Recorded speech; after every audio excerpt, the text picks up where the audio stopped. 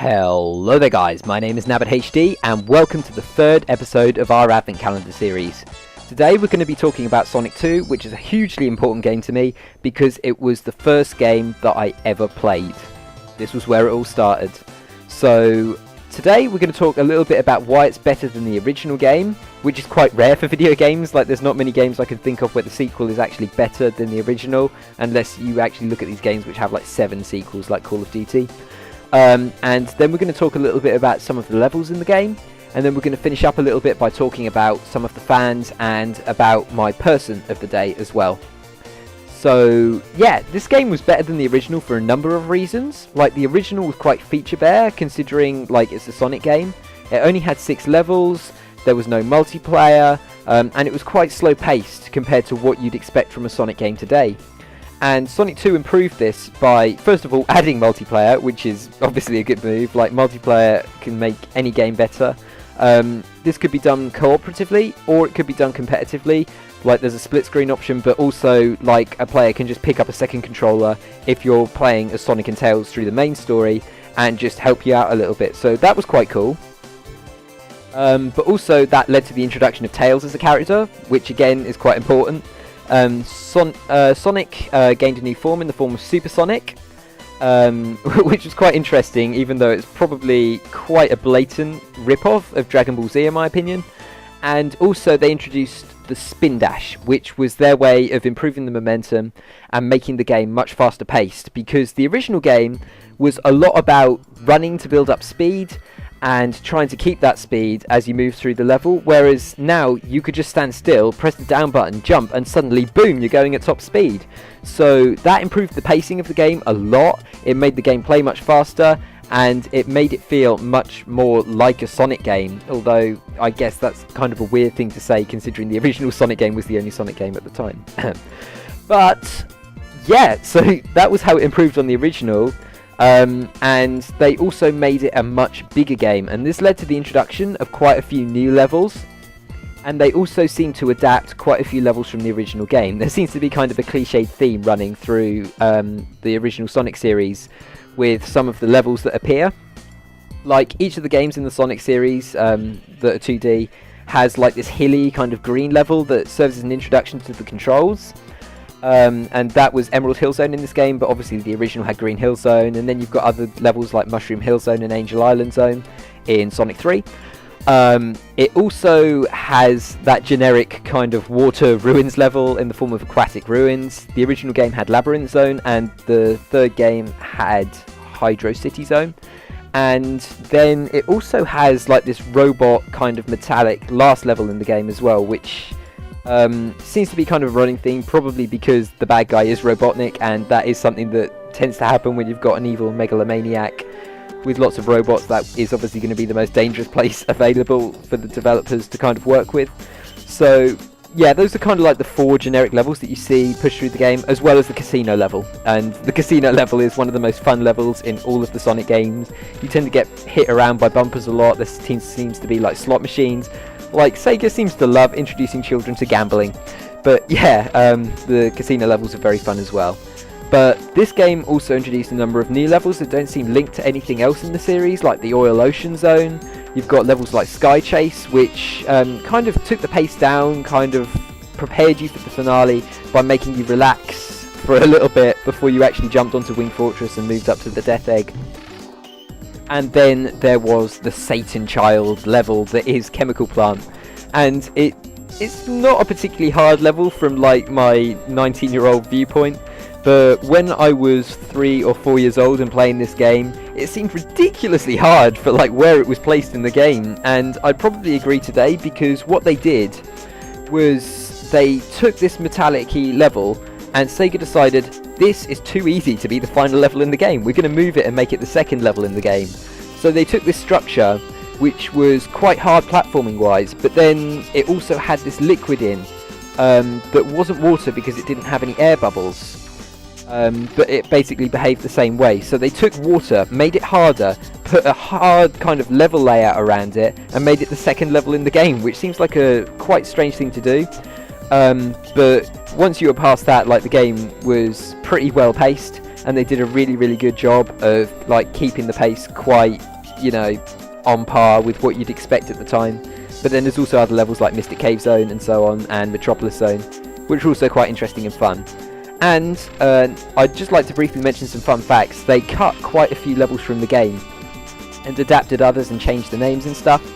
So one of the reasons for this was because the game was originally made at the same time as Sonic CD, and they were planning to make it the same game. This meant that Sonic 2 was originally going to include time travel, and that means that there are remnants in some versions of the game of a zone called Wood Zone, which would have been like a past version of the Metropolis Zone, where all of like these pipes and so on that you travel through would have actually been trees. And that sounds like quite a fun concept, and one that I think was probably a bit of a shame to kind of cut out, even though it wasn't really necessary because it had exactly the same layout kind of as Metropolis, just in a different setting. Then there were some other levels which were cut for other reasons, like Metropolis Zone is the only level in the game to have 3 acts.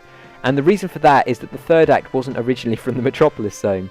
It was it was from a level which its original name was a result of mistranslation by the Japanese like Sega office, and they were originally going to call it the Genocide City Zone.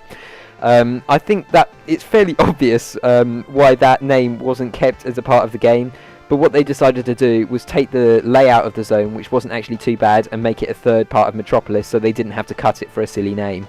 So that was another big level that was cut, and then there's the one which everyone likes to talk about, and that's the Hidden Palace Zone. Now, some of you may have heard of Hidden Palace Zone from Sonic 3, and it doesn't even slightly resemble the layout of that really, apart from that there's a few crystals here and there. But the reason people talk about this is because Sega was talking about it in magazines before the game was released, and then it wasn't there. There's a soundtrack for it in the sound test in the options, so that's going to play in the background over this part of the commentary. And also there's versions of the game, like the beta of the game, where part of the level is actually playable and it's almost complete. So it's a bit of a mystery why it was cut really, but it seemed to have been originally linked to the way that you would transform into Super Sonic, because after you got the 7th Chaos Emerald, rather than just immediately giving you this mystical ability which didn't exist in Sonic 1 where there was only 6 Chaos Emeralds, they transport you off to this mystical land where you play through the level and then you get the ability to transform into Super Sonic. So I think it's a bit of a shame that they've cut it, but it's still playable in some fan-made versions of the game. And that leads me on to the last kind of area of Sonic 2 that I'd like to talk about, and that is the fan base. So now what's going to play is something that is absolutely awesome. Have a look.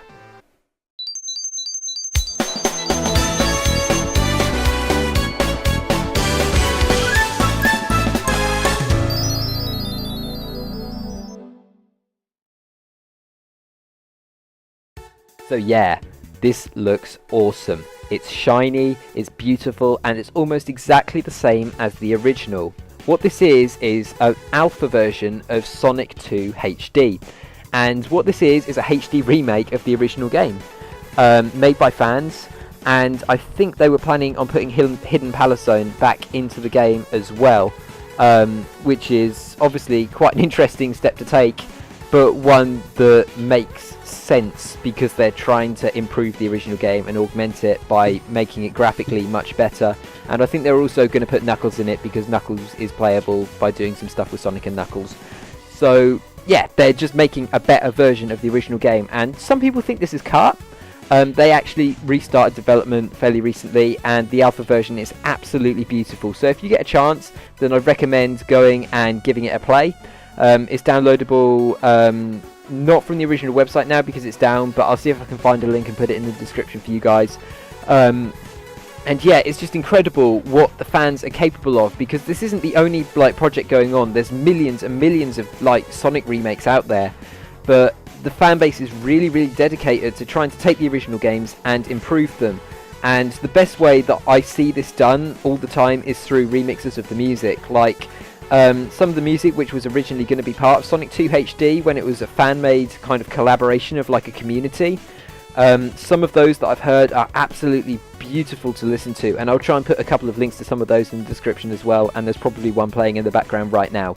So yeah, the fan base is absolutely incredible for these games, and this particular like fan-made game was inspired just from one piece of fan art. So So it's amazing how the community bounces off each other and acts as a catalyst and just works to improve the games as much as they possibly can and get the most out of them.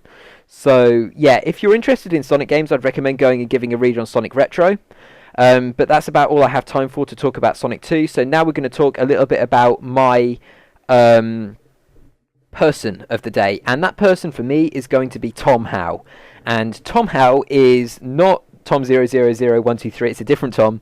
And this Tom is a part of Movement. And at the moment I think he's acting as a coach, but he was originally on the other team while I was a part of Movement. And if you don't know, then I recently kind of split from my organisation because of some team changes and roster changes and other stuff that happened. But yeah, Movement was a great organisation for me, and while I was there, Tom was one of the most supportive people I'd ever met. I did team with him for a little bit before he was a part of Movement and before I was a part of Movement, and he's a really, really good S&D player. But basically, he was always there if I needed any help or like needed a shout out or anything like that. So I'd just like to give a massive thank you to him, and that's about it for my commentary today. I'd say go and follow him on Twitter, have a look at his personal YouTube, and also maybe have a little look at the Movement Twitter and the Movement YouTube, because again, the organisation was very supportive as a whole. And yeah, this is basically me thanking them. So yeah, go and check them out. But thank you for watching, guys. I'd also like you to like this video and favourite if you enjoyed.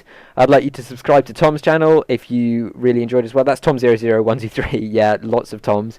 And also follow us on Twitter if you would like at mm_Nabbott. That's probably likely to change quite soon. And also Dolphin Dive Pro. Because that helps improve our egos and just make us feel happy. So yeah, hope you guys enjoyed. I've been NabbottHD, and I will see you another time with another video in this Advent Calendar series. Goodbye!